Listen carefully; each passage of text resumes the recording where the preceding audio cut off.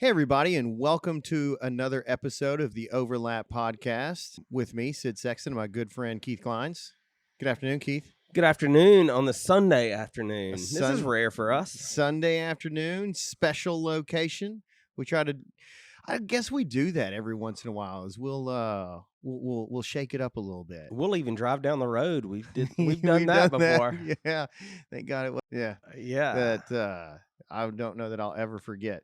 But a special episode of the Overlap Podcast. And if you're new to the Overlap Podcast, this is what we are. We discuss and study the overlaps between work, fitness, family, faith, parenting, and leadership. Becoming better in one aspect of your life helps you become better in all aspects of your life. Really, there's no compartmentalization.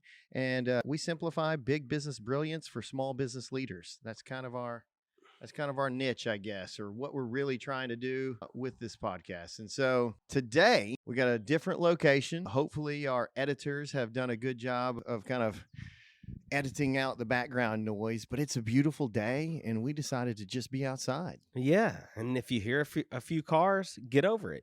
Yeah.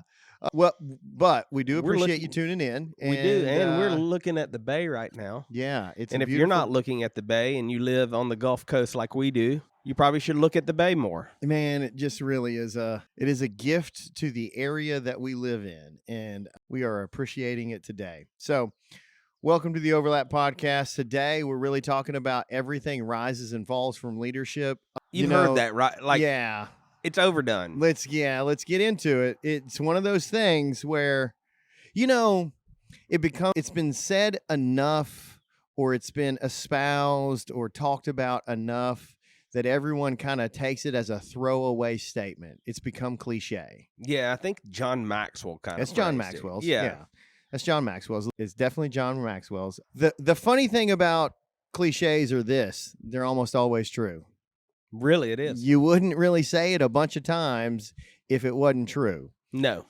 The problem is that we hear it and it sounds kitschy, it sounds trite, and so we sort of dismiss it as not something as profound as it probably should be. Well, I think we miss picking it up, and since numbers is the language of business, when you sent me this document that you've been working on, it showed loud and clear that everything really rises and falls on leadership.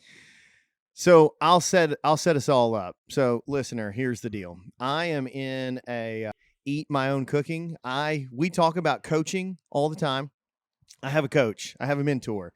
I have a business group that I'm a part of. I'm in a board of directors. That's what it's called. In that board of directors, it's required that you before each of the 3 meetings you go to we'll meet in February, we'll meet in July, and we'll meet again in October. These are kind of strategically placed to kind of check in. And what we do is we write a report to the board of directors with the idea that each person in that board, there's about 10 of us, along with the head consultant, if you will, that's probably the best, the leader. You write the report to those people as if they are $1 million investors and that they all need to get feedback and information on how their investment is doing. I would be operating as the CEO of this entity that all of these people have invested in, and I owe them as investors a report on a pretty regular basis. Usually you would have a quarterly report. This is just done. So I was working on that. That's probably why we're recording on Sunday. And, Keith was a little bit curious, and I was like, hey, here's my report. This is what I'm working on. I'm almost done with it. It wasn't quite done when I got it to him.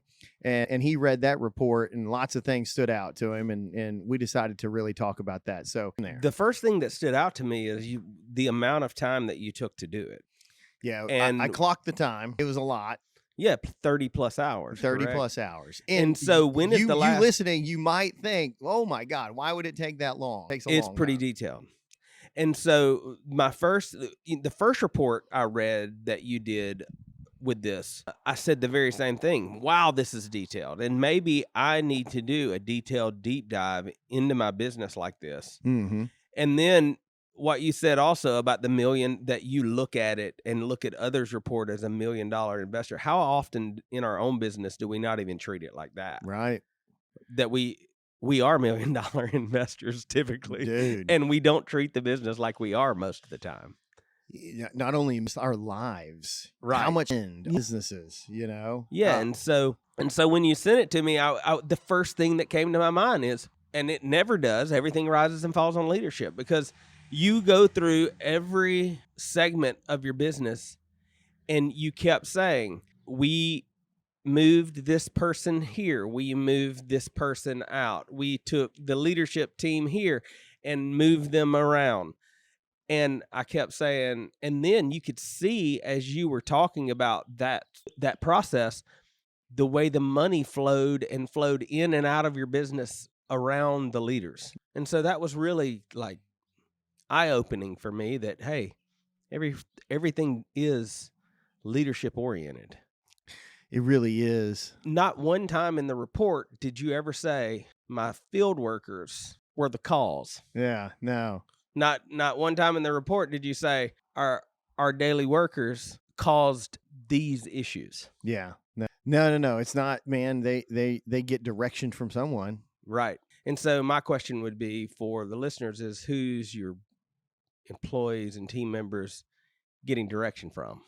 And are you looking at them with a critical eye, basing it on numbers that come in and out of their departments? Yeah. So if you get down to the core of this report, it really should be, and anyone can do this. You could do an annual sort of analysis of your business. You could get in a mastermind group or something like that. You could do lots of things, but the core thing that I'm trying to do, and what we're saying perhaps you should do, is look at everything that's going on in your business and think about, what is my part in it? Because someone hired those people, and I'm at like a situation in my business that I'm not hiring any of these people unless they're at like a certain level.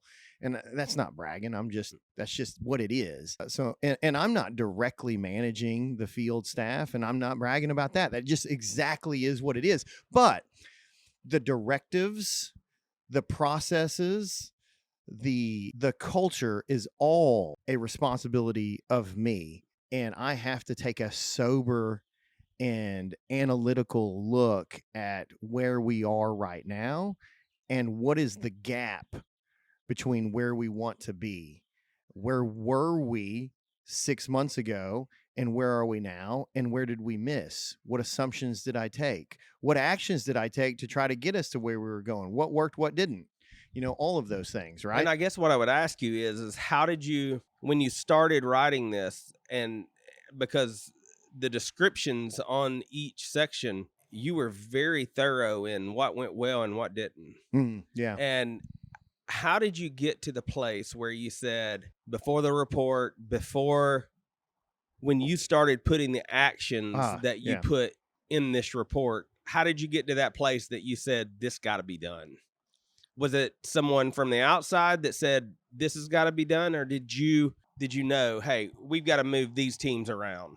Okay, that's a good question. So it sounds like there's two questions in there. One of them is about how did you write the report, and one of them is about how did you make the decisions that were reflected in the report? Correct. First, how did you make the decisions of what was reflected in the report, and what brought you to the catalyst of saying, I've got to make these moves? Okay, so number one, and this is, we're going to get back on EOS and annual planning and stuff like that, right? So, and I think this is pretty basic for everyone listening to this podcast, is that everyone's going to go into a year, a season, fiscal year, whatever, with a goal, right? We are here. This is what we did last year. This is what we're trying to achieve next year, right? Let's move forward with the assumption that most people understand that. So we had certain goals, and we had built scorecard metrics that we were following.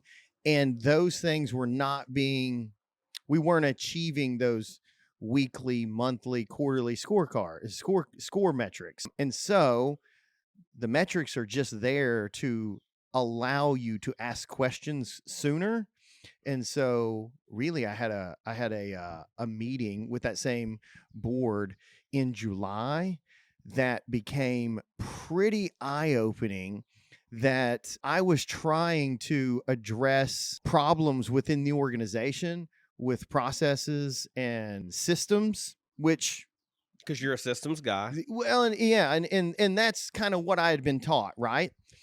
But it got brought to my attention that we can have all the systems we want, but if the people in place don't have the ability or the know-how or the willingness to apply those systems as you need them, then you got a people problem, not a systems problem. And so that was an issue that was really plaguing me for a couple of years since the distraction of COVID. COVID came in and everyone was freaking out. What's the world going to look like? How are we going to actually operate in this new world? And so we sort of scrambled to try to figure that out. Then everyone in the market got a bunch of free money. So we were scrambling just to find labor to do any of the work that people asked us to do, and then get to all of the phone calls because everyone had money. So they were asking us to do things. So it was a big distraction. Do you think over the last few years, I've also noticed in your numbers that you grew exponentially? Yeah. Do you think that growth also kind of 100%.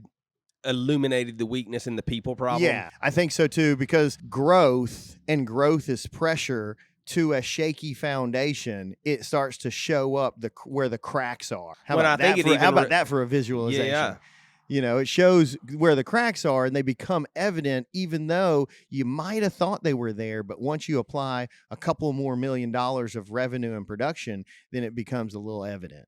Well, and also I think that what this shows too is that sometimes you have to look at, like you said, you have to look at the people instead of the system. Yes. And the people, and it may not be the system that's broke. Right. And that's to me. And really in writing my report in July, it started to come to light that, man, I've tried a couple of things with the systems and it's still not working. Maybe it's people, but I didn't have the tools to really, I just couldn't get my head wrapped up. And so that's why it's good to be in a group. It's good to have a coach. It's good to have some outside input from people that aren't emotionally and financially wrapped up in your game so they can see it way more objectively. Right. So I got some good feedback with a tool that was called Talent Map. You probably saw in my report, I mentioned it over and over, because what it did was it forced me to lay out not just what are the core values the person needs to possess, but what are the critical outcomes, the strategic outcomes for the role itself. Like, why does that role actually exist in our organization?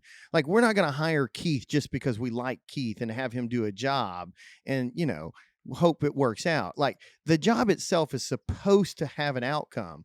We weren't getting clear on what that outcome was, that this is what your whole role is here for. Then once you got that, then you go, what are these critical drivers? Like, what are the things, the activities that you need to do, Keith, to be successful in that role, whatever it is, on a weekly, monthly, quarterly basis to make sure that you produce that outcome. Then if I've got that, now we've got a scorecard metric based on those critical drivers to produce the outcomes. Now I can give you real clear direction on what I need from you. What are the activities that we need to track to make sure that you're taking care of those to get the outcome that we want? One of the things that impressed me too is that you developed the talent map. Yeah, well, I didn't create it. I just did them. Right. I learned the tool and we started doing talent maps for every position. Right. I'll say this, it took me way longer than I ever thought possible, because I had a July meeting with that epiphany. Then I had another meeting by October, and I thought between July and October I would have everything figured out, but I only had like a third of it figured out because I got to like 4 talent maps done at that point. And it was enough just figuring that stuff out. People problems, I wouldn't even call them problems, but like people moves and people things that you have to address take a lot longer than I ever thought possible. Now that you look at it, did this start showing itself before you realized it? Yeah, it really did. It was probably happening 9 months before it ever became apparent to me. And the reason I say that is because I was busy trying to fix the systems. You know, I was busy trying to tweak the scorecard. I was busy trying to do all of the professional management stuff instead of it's who, not how. Right. So how could you have noticed it earlier? I don't know that I had not read that book by Daniel Hardy who mentions who, not how. I've actually never read Who, Not How, but he mentions it in the 10X book a lot. And I was reading that about that time, July, whatever. And that concept sort of came to mind at the same. And so that's where I started mentioning it in the July report. And they're like, yeah, that's probably right. You need to start looking at the people. Another one is, and I think I'm inherently, everyone's got blind spots, right? Everyone has blind spots. There's a reason to be the blind spots, that's their job, is to sort of illuminate your blind spots. One of my blind spots is I think I can save people or change people. That I can be such a good coach that I can coach a C player into an A, or someone unorganized into being organized, or someone that is detail orientated or not detail orientated into being. I think everyone's malleable under my tutelage for some reason. And in that is probably some of it's ego and some of it is just my hope for humanity or whatever. But like I really want people to have a good career and a good life in the landscape industry. And I'm like, to make it possible for people to have a good life in the landscape industry. So much so that our motto that we would say all the time is that growth creates opportunities. Well, there's one side of that coin. You know, company growth creates opportunities. And what my mentor was really saying, he's like, yeah, it creates like openings where people can fill and definitely some spaces or some positions that you need to fill. But if the people on your team can't grow themselves, then they don't get that opportunity. They don't get to go and just fill those roles because they've breathed your air and taken your paycheck for months or years. And I was like, and he said it kind of like that. And I didn't ever really think of it that way. I thought of it just being the natural transition, and not everyone can make that transition of building up inside the company. Yeah, right. within higher level tasks or higher level management or higher level strategic thinking or whatever, Right. And not everyone can do that. And I can't coach everyone, no matter how much I like them or trust them or love them. One of my issues with the people that work for me is the inspect what you expect. Oh yeah, people respect what they inspect, what you inspect. Yeah, but I often do not, because one of my traits is I trust way too much. Yeah, and not saying that that's a bad thing, but that's cost me many times. Yeah, me too. And is trusting that it's getting done. And a lot of things that I thought were getting done in my organization were not. They were just being hidden. And so that's bit me several times. Yeah. I've been there. Some of it, I've been in that exact spot, and that sort of dovetails into, I was going to say, my big blind spot is I hold on to people too long because I think I can change them. I think I can coach them, whatever. I don't know really what that is. I've actually spent some time on that. Some of it is I really want it to work out. Some of it is I know that I've got to give some freedom for people to make some mistakes and learn from it. But then some of it is maybe I'm avoiding making that call because I don't want to deal with the conflict and that comes with it and looking like the bad guy. And a lot of it for me is my ego thinking that I can turn that person into a genius. And sometimes we absolutely can take those and elevate them to where they need to go. Oh, we absolutely can. We But then absolutely a can. lot of times we have to make the decision if they just don't have what this position takes. So going back to the report that you were reading, Right. what brought me to the point that I started making those decisions? And it was in July, August timeframe, started implementing. And here's the deal.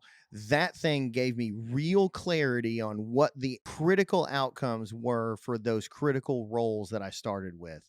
And then it gave me clarity to go, we've had this person, it's not their fault, in this role, and they're not really wired to do that. We're asking them to do something that they're not actually and naturally and God-given talented to do those things. It's not in their unique ability. It's not their deal. So it's not their fault. It's my fault as the leader. It's leadership's fault. So now we got to try to ask the question, well, is there another position that they can fill that we have that we need them? Or do we need to try to help them transition to some other place? You know, we don't need to throw people away. They're not units of productions or cogs in the wheel of industry or anything. They're people, but they may not be a good fit in your organization. Their God-given talents, their unique abilities aren't a good fit for your organization where it is right now. And so I had to start going through that. And you would have never known that had you not dove really deep into the numbers. Yeah. And so that's what I was gonna get into that. So here's my process on I've started to learn this. This is the one that you read is probably my 5th report that I've written. And in that report, that was my 5th. So I've learned, my first report was probably terrible. Second report was a little bit better. Third report started to kind of get where I thought I knew what I was doing, but that's usually the best time where you're like, oh yeah, you think you know something. So I started the process of you bring in, I've kind of developed a little spreadsheet of different numbers and different percentages. And I'm looking on a monthly basis, but I started looking over a bigger picture, rolling 12, rolling 3, this January compared to last year's January, compared to the year before that and year before that. You look back over 5 years, how are things going? And really looking at percentages, because you can grow revenue, but percentages of revenue, and when we're talking about expenses and things like that, start to tell you a little story.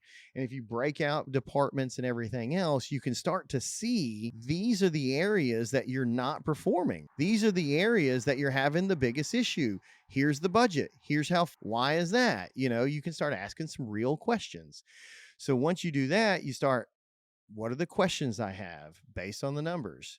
What are the answers that I have based on the numbers? And then what were the assumptions that I made? And where did I go wrong? And you start piecing that together, and now you can start building a report. And then the more you dig, the more you start to uncover and discover real issues that I don't think that I have the ability to see very well working in the day-to-day. But when I can take a step back for a week or longer and just focus on that as best I can, everything starts to come to light and going, oh my goodness, this is where I made some assumptions. And that's where you got to read. And the detail in which you did it really let me see how we all should take a step back and look in the details. And I know we say that all the time on this podcast, but I don't know how many people have actually done what I saw you do. I know I haven't. Yeah. I've never taken 30 hours and said, I'm going to dig into every area of my business and look with a critical eye of what needs to be done. Well, I don't know that I would do it if I wasn't in this group. And on top of that, I don't know that I would do it if I was in this group and there wasn't a significant financial investment. And I get a lot out of it, but it's a significant investment. There's time, 3 visits a year. And then there's a tremendous amount of investment just to be a part of the group. And so I think most of those people in the group have a significant investment, and they all start to sort of consider themselves $1 million investors. And I don't think anyone wants to let anyone down either. I certainly don't want to show up with a bad report, a poorly written report, and no one wants to look like an idiot. And then I want to make sure I read everyone else's report, so I might have some insight that could be helpful to someone else. as a $1 million investor, and be able to lend some insight. The power of community is evident It's everywhere. crazy. Yeah. It's just like Yeah. if we were at a gym and it was at one level, and we were having a good time and we had community, right? Yeah, because we made it. Right. Yeah. But when we go and we sort of develop another gym Right. with higher level training, it became more difficult and we all elevated and we still had good community, but like the coaching level changed. And those coaches were now going to all of our competitions and doing all these other things and really driving us to be in competition, not because they want to like grow world champions or anything, but like, I'm sure they do, but most of it was like they know that we're going to be better crossing over those thresholds of, just stepping on the mat with someone else you've never met and them trying to rip your arm off. You're overcoming a lot of fear and you kind of become something different and something better. It's basically the same thing. You go into a group of folks that you've never really met and you only see them 3 times a year. There's a lot of fear there, but it forces you to become something different and do something better and do something that you would never do. I would never do that, even though like I see all the benefits from it now. I'll come up with all kinds of reasons and excuses that I don't have time to do it. One of the things that really stuck out as well that I read, and we can talk about this a little bit. One of the podcasts we did just a couple weeks ago is on the cost of passivity. Oh, yeah. And one of the areas that I have been very passive, and I shouldn't be, is my receivables. And in your report, I saw a major influx of money because of changes in your leadership. And I never really thought that would be affected so much. I mean, sales, of course. Mm-hmm. You're going to sell more with better people. Yeah. But are you going to get your is the receivables going to get better? And then in that report, I was like, my God. Yeah. It's pretty stark, wasn't it? When you started making changes, you received 3 times the money you did the previous. Yeah. And it was like, that really stuck out to me is in every area, not just sales, not just in operations, but in the receivables aspect. That's where leadership changes too, is people start sending in checks when you keep them accountable. Yeah, well, that was a situation where there was someone that was just focused on that, and they knew how important it was, and they just took control over it. Right. Yeah. And again, right person, right seat. It's who, not how. Right. And you're right. Like you could just look at the numbers and see, holy cow, what was that? And, why did all that money come in? And then it forces you to ask a question. And then you have to say, that's who, that's not the system, because the system remained the same. It was just a different person in that seat that created that outcome. Right. If I saw a huge tick in the previous month sales, but there wasn't. Yeah. So there was not a step up in the previous month sales, and much more than the previous month sales came in. And I was like, what caused that? And I looked, and it was a position change. Position change. Yeah. Yeah. So anyway, dig deep into your numbers. Take the time to do it. I know we beat a dead horse a lot of times here saying that, but leadership matters. Yeah. Everything rises and falls from leadership. And that's true. That's true in your business. That's true in your personal life. Like, you ever heard people talk about be your own boss kind of thing, and talk to yourself like you're the CEO of your life, and just schedule it out like, you're going to get up at 4:30 this morning. You're going to be at the gym by 5:30. You're going to be done by 6:30. You're going to be showered and to work by 7:30 and all that stuff. And then you just don't compromise on what the CEO laid out for you. I've heard that concept before, and that's pretty good. Right. It's when you think you have a lot of choices and you live like you got a bunch of freedom is when you start to get undisciplined with your actions. And so if you could be the leader, start with, Jocko actually says this, self-leadership always precedes team leadership. So if you can actually lead yourself, then you can start to lead others. And maybe that goes into your home. I don't know if that's in your family with spouse or anything like that, but you can lead without like a heavy hand, but by what do you call it? Lead by action and attraction rather than, dictate. Right. Yeah. The overlaps there are everywhere. Oh man, it's everywhere. And then you get to business, and there's just so much nuance in business and leadership. Is that, sometimes people have enough space to make mistakes, but then sometimes you've got to make the tough call, and even people that are really good people aren't good fits anymore. And what got you here won't get you there kind of concepts. And if you want your business to do what it needs to do or what it's meant to do or what you want it to do, you've got to, if in leadership, you can't be passive about making the right call. And sometimes those calls are tough. Good stuff. Any other questions on the report? I don't think so. I think you covered it. And I wanted people just to hear that, just so that they could understand, that if you do it at the level in which your businesses are, and then it's worth anyone taking the time to dig deep in the numbers. Yeah. And if and also more than once a year. That's what I was really going to say, is you got to do it more than once a year, because once the year is over, you can't make any changes except for the next year. Right. That's too low. You really should be at the very least quarterly, pulling a quarterly report and going, we plan on being at this quarter, and where are we now, and what's the difference? And it may not be your systems. I think that's one of the things I want to illuminate more than anything. If you've just worked on your systems and you think you got the systems right, but a lot of people will overlook the people and say, my systems is just broke. Yeah. And they may not be broke. It may be the people. Yeah, that's a tough one. And I can't tell you when it's people and when it's systems. And it may be you. It's always you. It's always me. If I'm not the problem, then I don't have an answer, because I can't make Keith be anything other than what I can sort of influence him. But if Keith is the problem, then I don't have a solution for that, because Keith is Keith. And that sounds really metaphysical and philosophical.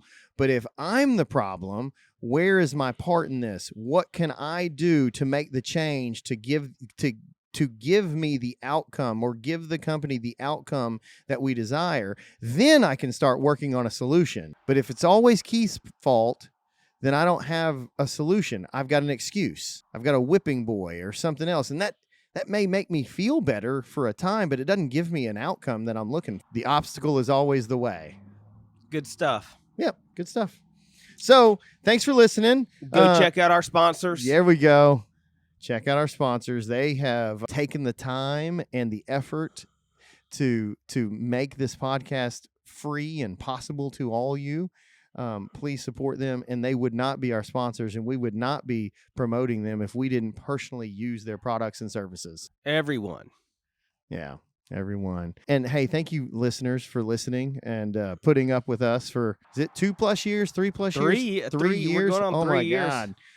I sort of lose track. And thanks for listening. Hey, subscribe, share this with some friends that you think might benefit from it. And if you want a t-shirt, we still got some. Those are pretty awesome. We do. And if this podcast make you dig deep into your numbers, hit us up on socials. We've really been doing pretty well on LinkedIn. Much better on LinkedIn. And so go there and talk to us and tell us what you did, how you did it, and how it illuminated, or what it illuminated in your business. Yeah.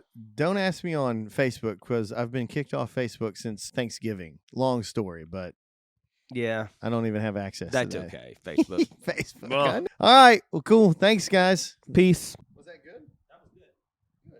41 minutes.